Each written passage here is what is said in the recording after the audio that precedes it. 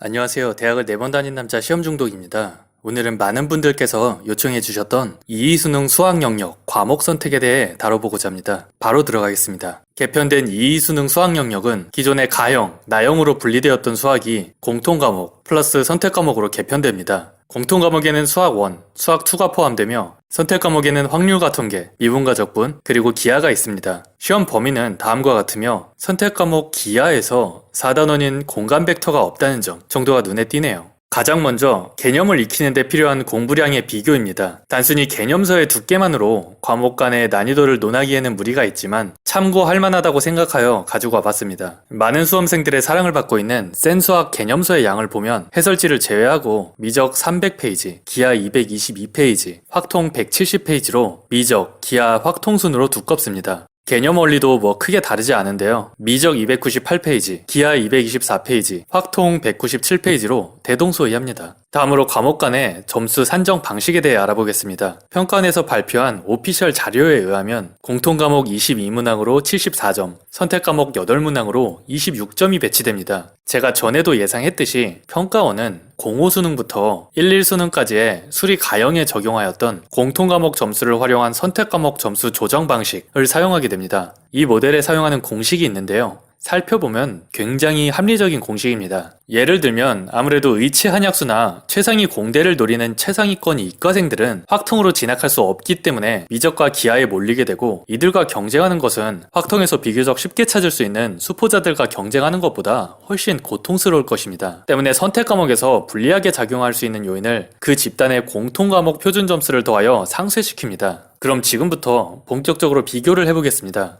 대부분의 사탐을 선택하는 문과기질 학생들은 확통을 선택하겠지만, 그래도 혹시나 미적이나 기하를 해볼까 고민해보는 문과생들이 있을 것 같아 미적 기하냐 확통이냐부터 정리하겠습니다. 결론부터 말씀드리면 문과생들은 무조건 확통을 하시면 되겠습니다. 이유는 4가지가 있습니다. 첫째, 공부량입니다. 아까도 센 수학과 개념원리 두께부터 보여주듯이 공부량부터가 미적은 확통의 2배, 기하는 1.5배입니다. 양도 적을 뿐만 아니라 개념 자체도 쉽습니다. 둘째, 문제 난이도입니다. 다음은 최근 평가원이 공개한 이의수능 예비문항 확통 30번입니다. 저는 처음 이 문제를 보고 많이 놀랐습니다. 아니, 아무리 문과생이 많이 몰리는 확통이라지만 그래도 30번인데 쉬워도 너무 쉬운 거 아닌가 하고요. 혹시나 해서 29번을 봤는데 역시나고요. 22번부터 28번까지는 차마 입에 담기 험한 문제들이라 언급하지 않겠습니다. 여기서 이건 예비문항일 뿐임, 수능엔 저렇게 쉽게 안 나옴, 확통도 어렵게 내면 이과생들도 머가리 다 깨짐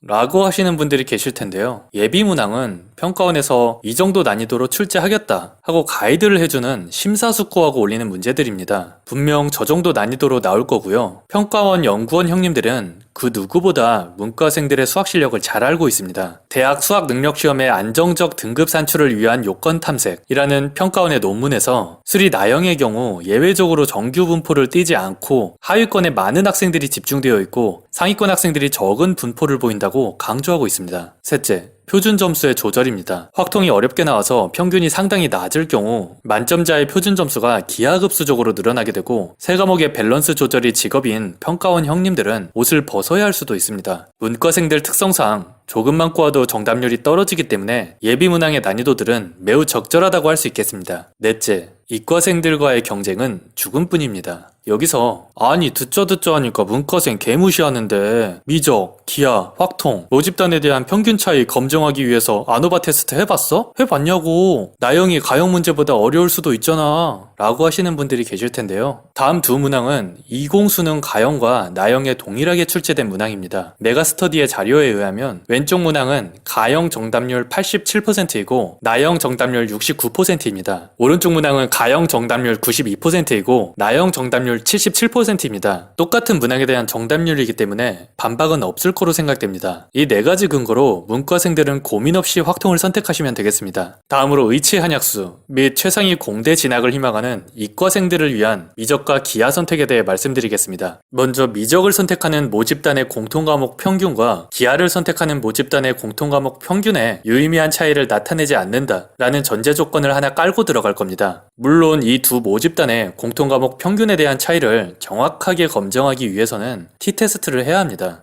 하지만 제가 뭐 평가원이나 교육청 직원도 아니고 일개 치과의사인데 미적과 기하를 선택하는 모집단은커녕 표본 집단에 대한 로우 데이터도 없습니다. 추측컨대 미적과 기하를 선택하는 학생들의 공통 과목에 대한 평균은 큰 차이는 없을 겁니다. 여기서 크크 미적 선택하는 학생들은 수투에서도 미적이 있어서 시너지 효과 오져버림, 그리고 기하 안 했던 재수생들 미적에 몰려서 공통 과목 평균 미적이 더 높을걸? 이라고 태클 거시는 분들이 있을 텐데요. 시너지가 없다고 할 순 없겠지만 미적을 선택해야만 풀 수 있는 문제가 수투에 나오는 것은 말도 안 된다고 생각합니다. 재수생이 미적에 몰려서 공통 과목 평균이 더 높을 수도 있는 것도 맞는 말씀인데 크지는 않을 거라 생각되고 이것까지 고려하면 변수가 너무 많아서 배제하겠습니다. 즉 공통 과목의 평균을 같다고 가정하면 미적과 기하 순수하게 두 과목의 난이도 차이에 의해서 표준 점수가 결정될 겁니다. 최근 3개년 수학 가형의 킬러 문항 정답률을 살펴보겠습니다. 여기서 킬러 문항이란 정답률 20% 내의 초고난도 문항을 뜻합니다. 다음은 20수능 수리가형 킬러 문항 3개입니다. 30번은 미적으로 정답률 8%, 29, 27번은 기하로 정답률 22%,